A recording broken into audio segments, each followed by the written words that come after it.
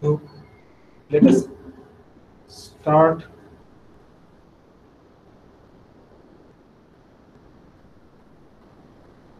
I hope you can hear me, right? Yes, sir. Okay. Okay, good. So if you remember, I had taken in class earlier, the first class that was, I think, uh, 1.5 months back. So I shall be now taking your mathematical physics class.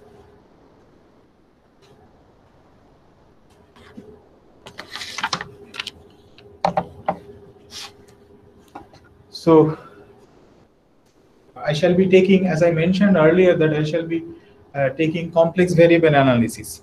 And uh, please feel free if you have any questions to ask. You can stop me and ask. And another thing that I would like to tell you is that there are very few classes in this semester because the semester will probably end by the first week or maybe the second week of December. So we don't have many classes left. So uh, we shall try to go a little bit fast so that we can cover some of the essential things in complex variable analysis.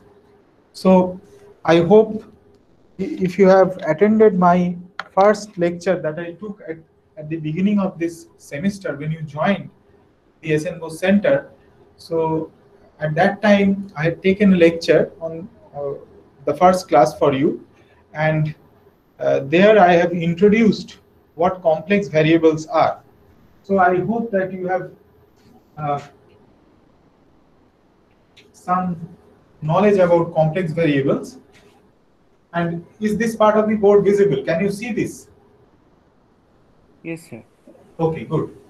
So if you remember that your elementary mathematics that you have learned in school, you know that a complex number can be represented in this way, where z is equal to x plus iy, and this I is the imaginary number, right? This I is the imaginary number, and we say that this is this is x, this is y, and we denote the complex plane by this notation. This is a complex plane, or this is also called the Argand plane. So this is the real axis, this is the imaginary axis. The y-axis is the imaginary one, this x-axis is the real axis, and any point here which has coordinates x and y actually represents a complex number z is equal to x plus iy. Okay? Any point on this Argand plane or the complex plane. And if you introduce what polar coordinates in this way, x is equal to r cos theta and y is equal to r sine theta. If you introduce coordinates in this way, then you can immediately see that z can be written as r cos theta plus I r sine theta, and therefore this is r cos theta plus I sine theta. And this, cos theta plus I sine theta, I have shown you at the beginning of this, in the first class, that, and you must be familiar with this expression. This is basically r e to the power of I theta. So any complex number in polar coordinates r theta. So by polar coordinates, I mean that if this is the origin, then you can join this point P, which has coordinates x, y with this origin. So this distance is basically r, because from here you can calculate what r is. R is x square plus y square under root. So this is what r is, and this angle is theta. This is the angle theta, and theta is given by, if you just divide these two, divide this relation by this relation, you will get tan inverse of y by x. So this angle theta and r are given in terms of x and y by these relations, and this z is equal to r e to the power of I theta is said to be the polar representation of a complex number. Z is the complex number which has a real part and an imaginary part. Both x and y are real numbers, and z is equal to r e to the power of I theta. This is the polar representation of the complex number. R and theta, these are also real numbers. So this, I'm sure that you are familiar with this part of these things already. But today what we shall do is, we shall introduce, or we shall see how can we differentiate a function of a complex variable. So let us take, so this was a complex number, z was a complex number. Now let us consider a function of a complex number. So once again I repeat to all of you, if you have any questions, you can stop me and ask. Is it okay? Okay, sir. Okay, sir. Okay, good. So if you have any questions, you can just ask me. Don't hesitate to ask any question. So this is a complex number z, and now we are considering functions of a complex number, f of z. And this, as in the case of a complex number, it had a real part and an imaginary part. A function of a complex number will also have a real part and a complex part. And let it be written in this way. Let us write this in following way. So a function of a complex number z is basically u function of x comma y plus iv function of x comma y, where u and v are basically real functions, functions of real numbers. It is obviously a function of two coordinates, x and y, but as it stands, u and v, these are real functions. These are not complex functions, functions of a complex variable. These are functions of a real variable because x and y are both real. And today what we shall learn is how to differentiate a function. So this notation, this f prime of z, basically denotes the dz of f of z. Okay? So this is my notation. I shall call dfz dz as f prime of z. So we shall learn how to differentiate functions of a complex variable.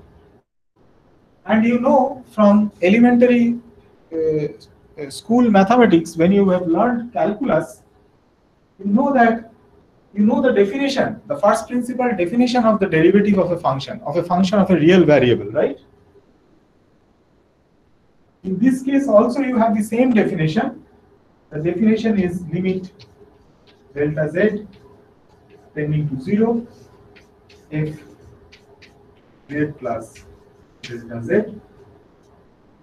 minus f of z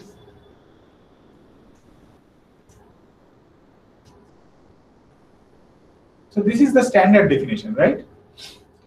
This is what we learned. The first principle definition of first principle definition of the derivative of a function of a real variable. In this case, we just extend that definition, the same definition, for the function of a complex variable. So it is f z plus delta z minus f of z divided by delta z, limit delta z tending to 0. This is by definition. Okay? Now, what the definition means is quite interesting. We find that this definition is quite interesting. It is a little bit more subtle than the definition that we have encountered. This definition is a little bit more subtle than the definition that we have encountered in the case of functions of real variables. Let us see why. So suppose this is your complex Z plane, and so this is your Argand plane, the complex Z plane, and you take a point. So this is your X and this is your Y, or it is better to write it as real part of Z and Y as imaginary part of Z. And say this point is Z.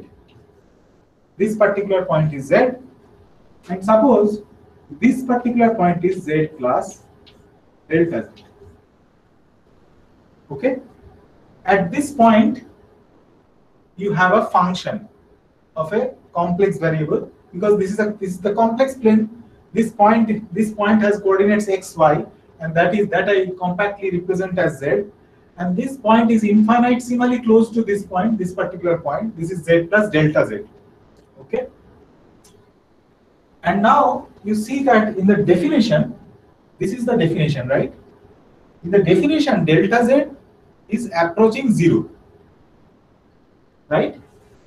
So in this case, you see that it is quite interesting, because delta Z can approach 0 in this way. From this point, you can come to this point, and then you can go from this point to this point. You can approach delta Z going to 0 along this path.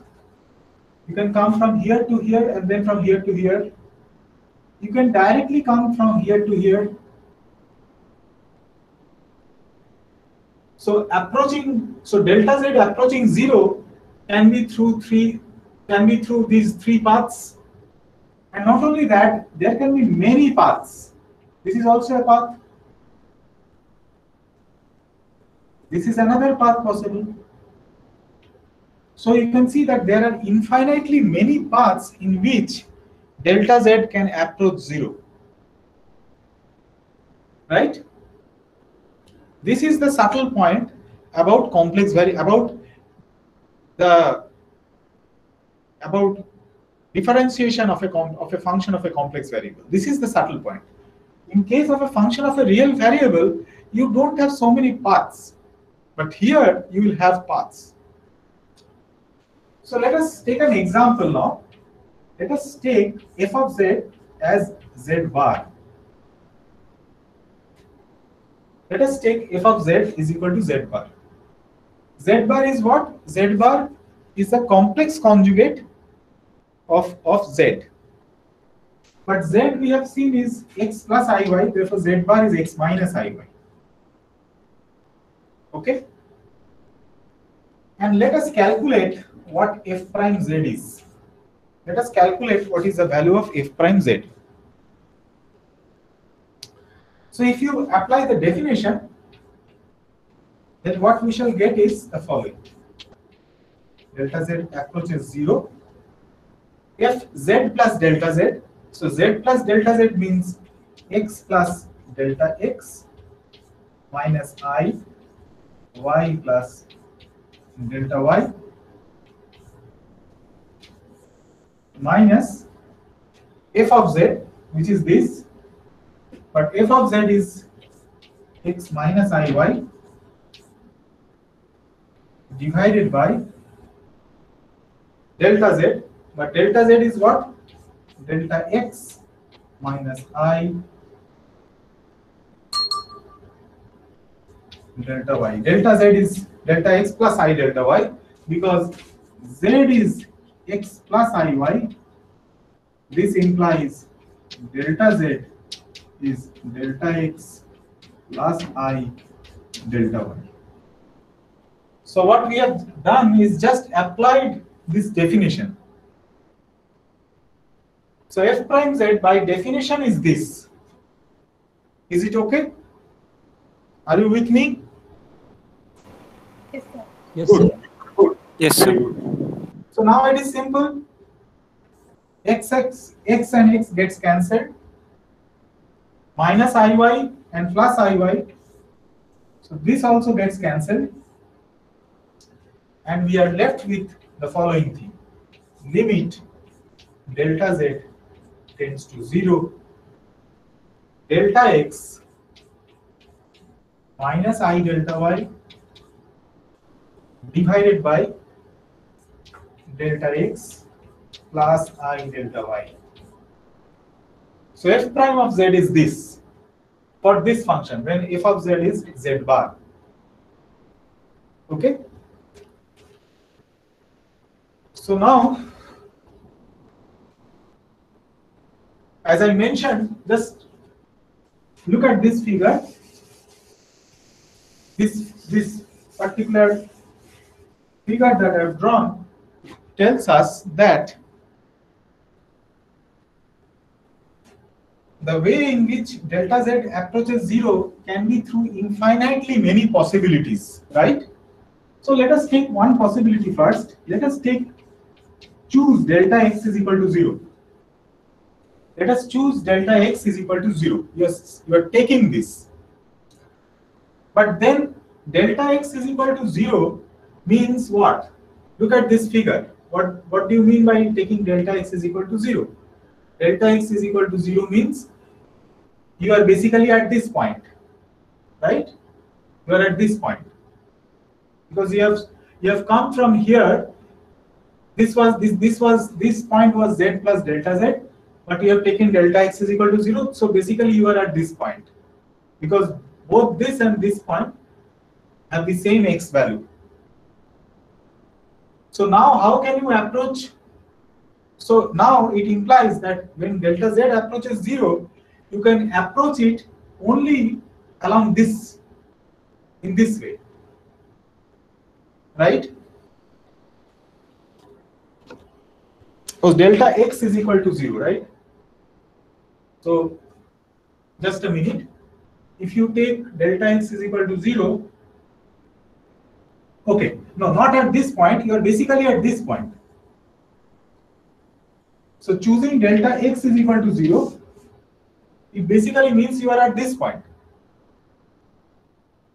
So now if you want to approach this point, so basically you want to take delta z going to 0, you have to move along this point. So if you choose delta x is equal to 0, therefore this implies that delta z tending to 0 can be along, so this implies delta z tending to 0 implies delta y tending to 0. Because delta x is 0, so you are at this point, because this point and this point both have the same x value. This point and this point both have the same x value. So this point has no change in x. So delta x is 0.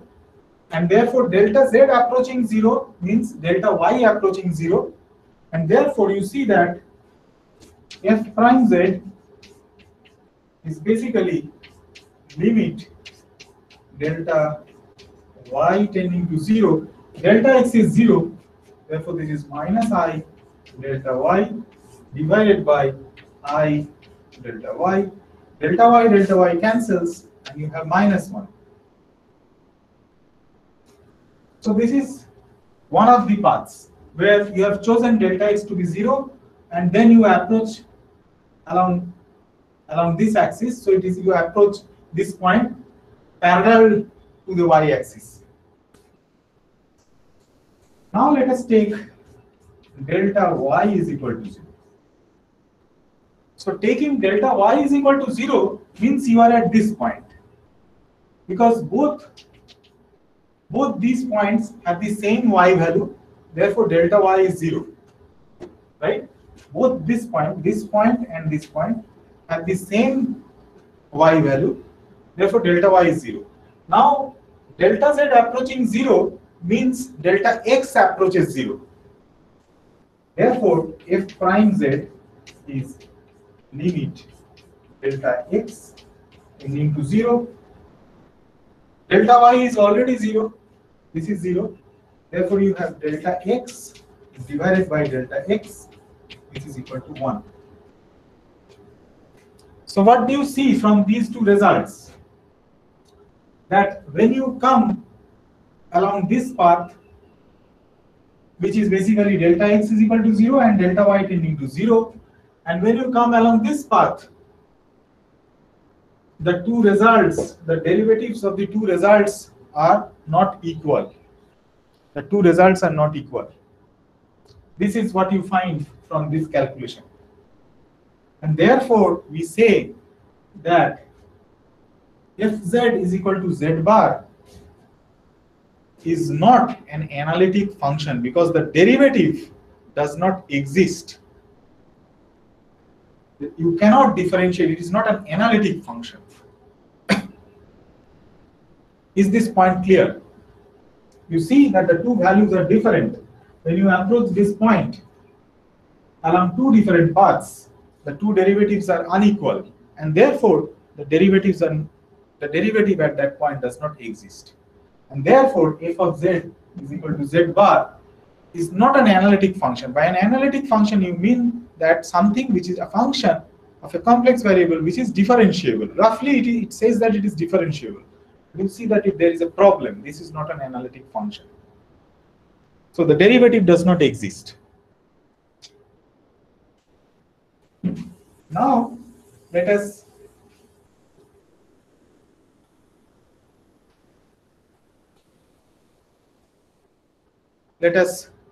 see the following thing. Let us do the same thing for a function of a complex variable, and let us not specify the form of the function this time. As I mentioned that you can represent the function of a complex variable in this way, and let us say that f prime z exists. The example that I showed you earlier tells us that f prime z does not exist if fz is equal to z bar. But now let us take an arbitrary function of a complex variable and let us assume that f prime z exists. Let us assume that. Then what will happen? Let us do the same thing, that let us first choose delta y is equal to 0. So choosing delta y is equal to 0 means you are at this point. This is your z, and choosing delta y is equal to 0 means you are at this point, because both these 2 points have the same y value, and therefore delta y is 0. And therefore delta z approaching 0 implies that delta x approaches 0. Therefore f prime z is what? Limit delta x approaching 0, delta y is 0. Therefore this y will not change, right? So what you have is x plus delta x comma y plus I v x plus delta x comma y minus u x of y minus I v x of y divided by, what is delta z? Delta z, let me write delta z here. Delta z is delta x plus I delta y, but delta y has been chosen to 0, has been set to 0. Just let us be careful here. Yes. So delta y is 0. Therefore, this is just delta x. Okay. So this is delta x because delta y is 0. So if this is 0, then delta z is just delta x. Therefore, you divide throughout by delta x.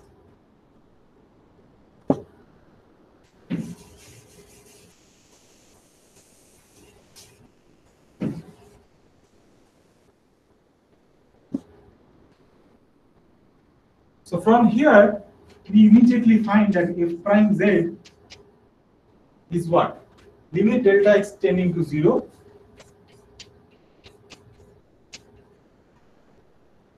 u x plus delta x comma y minus ux comma y by delta x. This is the first term, and then we have plus I vx plus delta x comma y. So this is this one minus v x comma y by delta x.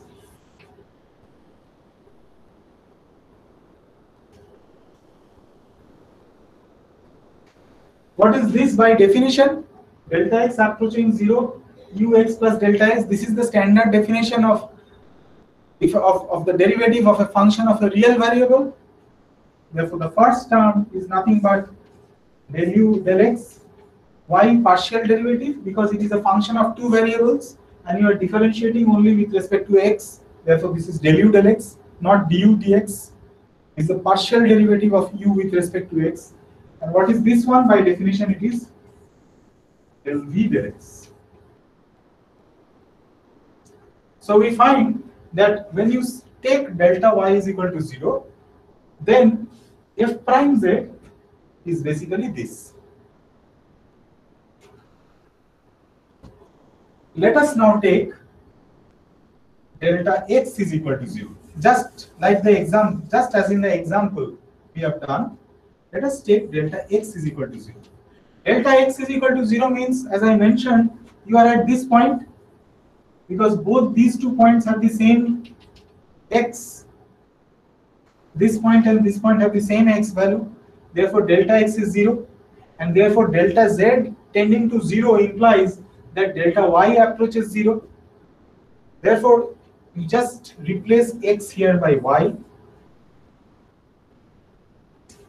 In this case, this will be u x y plus delta y plus I v x y plus delta y minus u x comma y x comma y.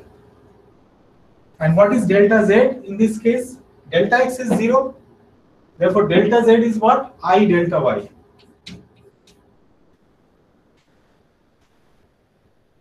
And therefore, what is this expression? You see, 1 by I, you just separate as before, you separate it into two terms, u and v. And if you separate it out and apply the definition of the first principle definition of the derivative of a function of a real variable, then from this term and this term, ux y plus delta y minus ux y by I delta y. This is basically minus I del u del y. This is once again from the same principle, that this is a partial, it should be a partial derivative, because you are differentiating with only with respect to the variable y, not with respect to x. So this is del u del y. And what is this term? This term is plus I. So here this I and this I will cancel, and what we shall get is plus del v del y. Okay? So you will get this. So what it means physically or geometrically, what it means? It basically means the following. When you take delta z going to 0 along the first case, where in this case delta x is equal to 0, so you move along this point and then approach this point along this part. So the first, this is one possible path. So the result for this is this. This is the value of the derivative. And when you approach this point along this path, then the result is this. Right? And what we have assumed at the beginning, we have assumed at the beginning that f prime z exists. So if f prime z has to exist, then the value of the two derivatives calculated from the first principle definition for the two different paths at the same point, the value of the derivative at the same point along this path and along this path must be equal. Therefore, this thing must be equal to this thing. So let us write down del u del x plus I del v del x must be equal to del v del y minus I del u del y. Equate the real and imaginary parts on both sides, and therefore this gives us del u del x is equal to del v del y and del u del y is equal to minus del v del x. So the condition for the derivative of the function of a complex variable to exist at a point are these. These are called the Cauchy-Riemann conditions.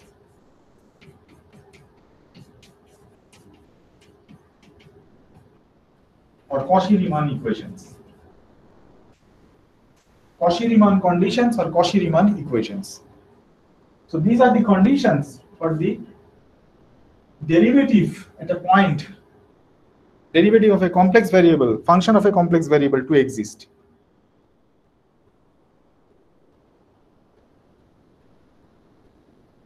Is it okay? Is this okay? Yes, sir. Okay, good. So we have seen these conditions, and from here you can immediately see the following. You have the Cauchy-Riemann equations. So what we have is del u del x is equal to del v del y and del u del y is equal to minus del v del x. These are the Cauchy-Riemann equations. Now you just take, you differentiate once more. Differentiate this equation with respect to x. So del 2u del x2 is equal to del 2v del x del y, and differentiate with this equation with respect to, partially differentiate this with respect to y.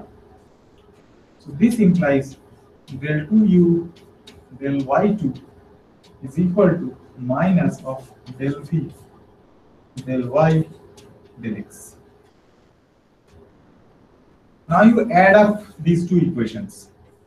So we will get del 2u del x2 plus del 2u del y2 is equal to 0. Because you know that partial derivatives commute, therefore del 2v del x del y is equal to del 2v del y del x.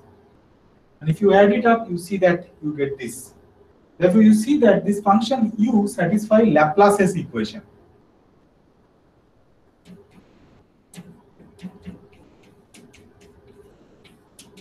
You have already seen Laplace's equation in electrostatics, and maybe also in Newtonian gravity, electrostatics, you have seen Laplace's equation.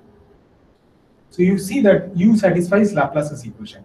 In the same way, if you differentiate this with respect to y and this with respect to x, and do the same thing, you will see that del 2v del x2 plus del 2v del y2 is also 0.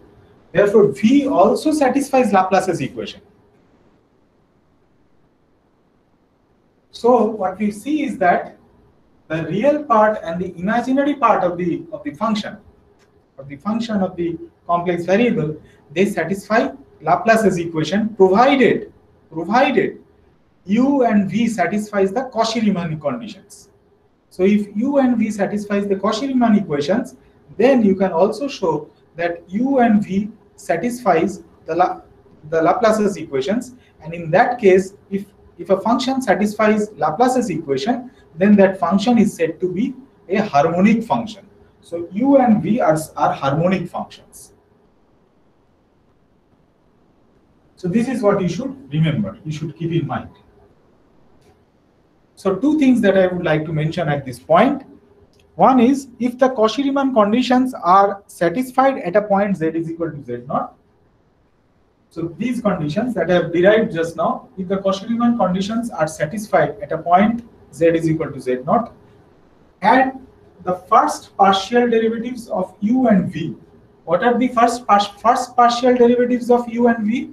Del u del x, del u del y, del v del x, del v del y. If the first partial derivatives of u and v are continuous and the Cauchy-Riemann conditions are satisfied at a point z is equal to z naught, then the derivative f prime z naught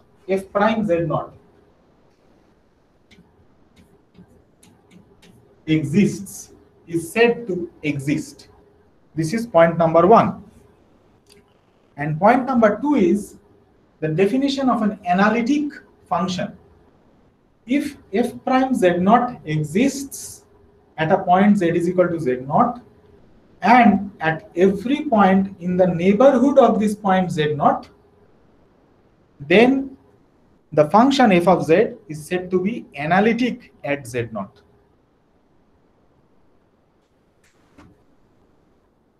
Okay?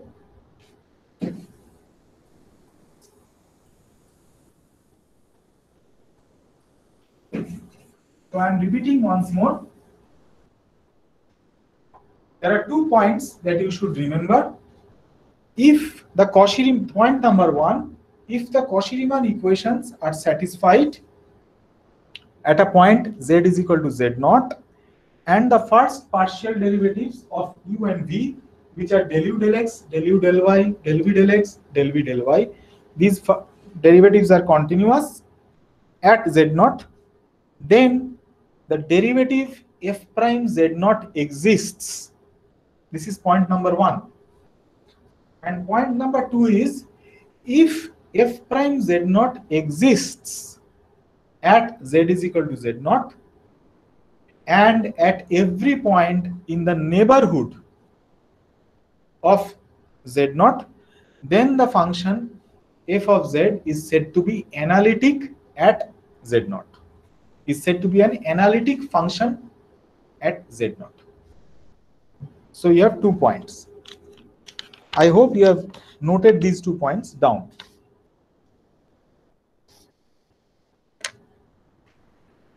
Is it okay? Are you following the things? Yes, sir. Yes, sir. So if everyone is following, and are you taking notes? Yes, sir. Yes, sir. Okay. Yes, sir. So I would also like to mention that these video lectures are being recorded, and if you want, you can get these video lectures also, so that you can, so it can be of help to you. You can see the video lectures at any point of time at your preference. You can just watch them and make notes for yourself. Okay. So now let me mention 2 things, 2 important things.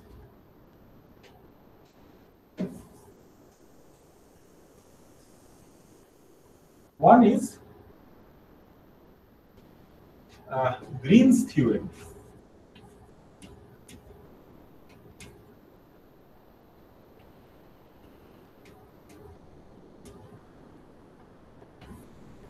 I'm sure you must have learned Green's theorem in your undergraduate classes,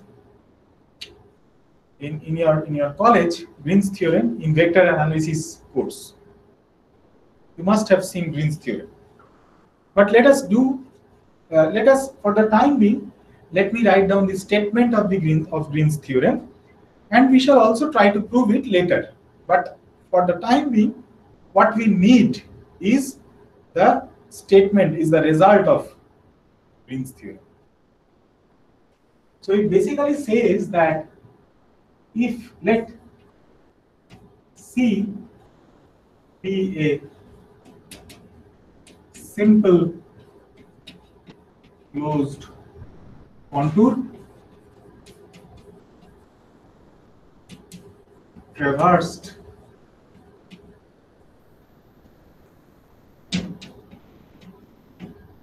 in the positive direction, in the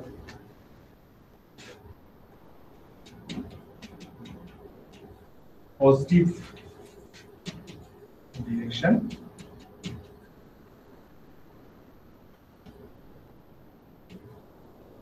bounding a region R. Bounding a region R,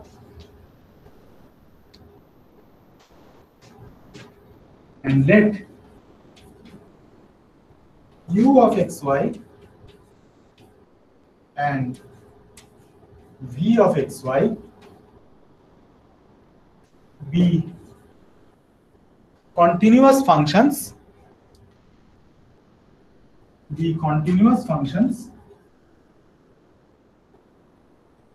These are obviously functions of real variables because x and y are real variables. Be continuous functions with continuous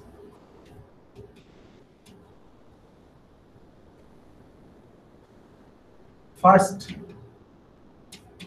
partial derivatives. By first partial derivative, as I mentioned earlier, what I mean is that del u del x, del u del y, del v del x, del v del y with continuous first partial derivatives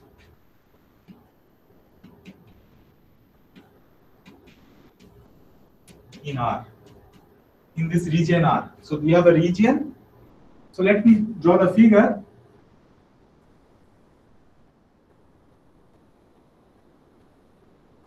So this is a closed contour C. This is a simple closed contour. So I will explain what do I mean by simple. This is a simple closed contour C bounding some region R. So this region is R. The region bounded by this closed contour is called R. And you have two functions which are continuous and their first partial derivatives are also continuous in this region R. Then what we have is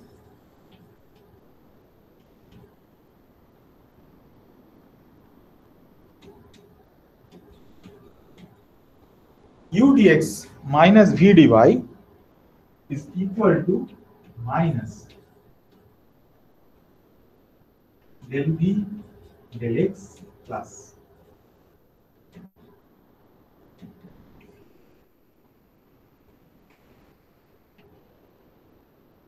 so it is equal to minus double integral over the region R del v del x plus del u del y dx dy. This is the result of Green's theorem. So I am sure you must have seen this result in your vector analysis course or your advanced calculus course. You must have seen this result. Now there are two or three important things that you should remember or that you should pay attention to. Is simple, closed. You know, closed means this thing is it bounds a region. Simple, contour, closed contour. What is simple? What is simple? What do you mean by simple? So what do you mean by a simply connected region, so to say? What is a simply connected region? A simply connected region is one in which every closed curve contained in that region can be shrunk to a point without passing through points not contained in the region. So what do I mean by that? What is a simply connected region? So suppose this is not visible. Okay, so let me come down a little bit and see what do we mean by a simply connected region.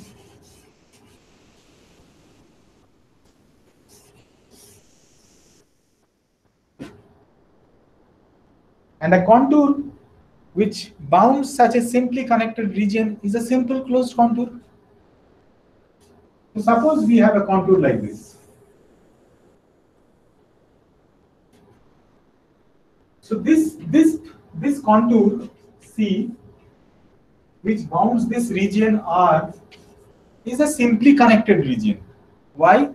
Because a simply connected region is one in which every closed curve, so take any closed curve. This is a closed curve which is contained in this region R, bounded by the closed contour C. So this closed curve is contained in this region R. Every closed curve contained in this region R can be shrunk to a point. So you can squeeze this point slowly.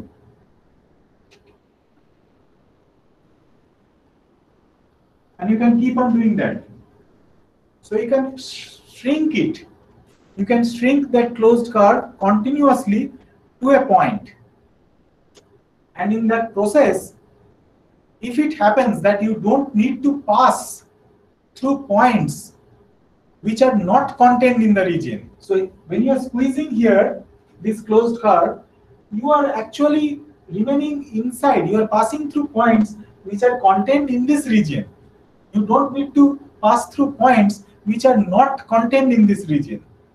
So if this thing happens, then this region bounded by the closed contour C is said to be a simply connected region, and a curve which bounds that such a simply connected region is said to be a simple closed contour. What is the example of a region which is not simply connected? Very simple. All of you have seen these washers. Washer. It is a disc with a hole. This is also a closed contour, and this region is not inside. This is a hole. This particular thing is a hole. This is a washer. Is it a simply connected region? No. Take, for example, this closed curve.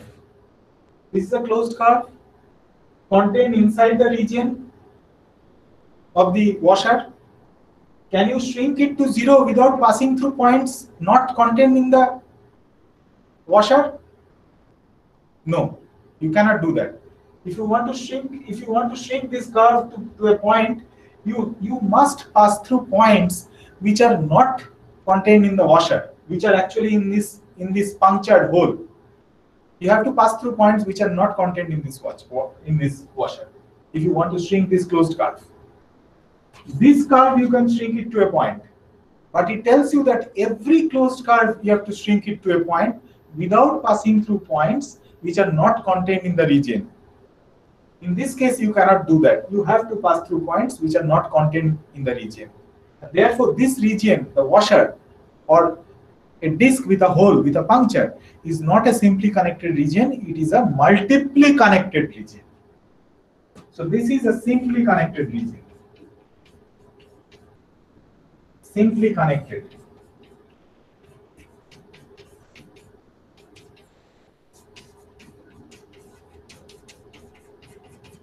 A region which is not simply connected is multiply connected.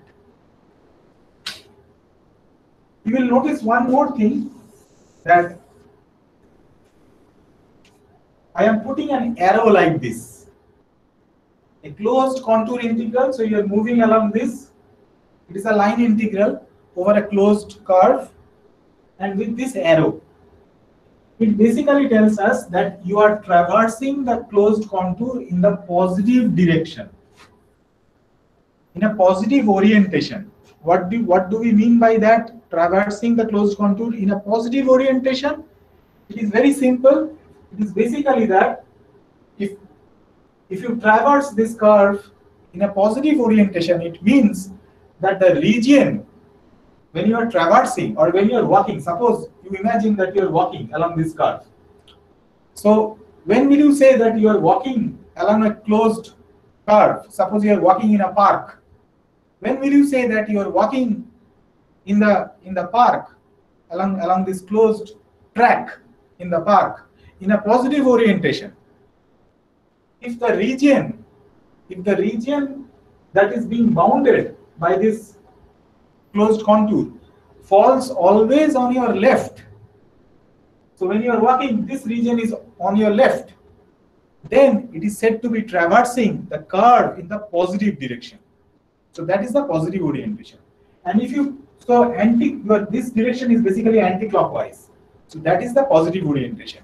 It means that the region always falls to your left.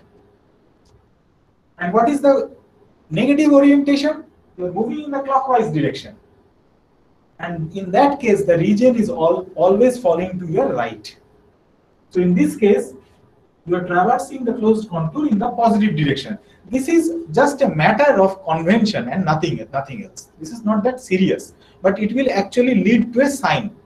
It is serious in the sense that whether it matters whether you are traversing in the positive orientation, that is anti-clockwise, or clockwise, the two results will differ by a sign. So this is the statement of Green's theorem, and these are the meaning of the words simple closed contour and traversing in the positive direction and all that. Only two things that you have in this definition, and everything, all the rest you have already seen. You must have seen the derivation of the Green's theorem, the proof of Green's theorem also. We shall do it later, but for today we shall end at this point. So let us close the discussion for today at this point, and we shall start from here in the next class. So is it okay? Yes, sir. Okay. So if it is fine, if you have any questions, you can ask me at this point, or else let us stop for today. Just one announcement. Friday, the class will be starting from 10:30. Okay? Okay. Good. So let us stop here for today. Thank you very much.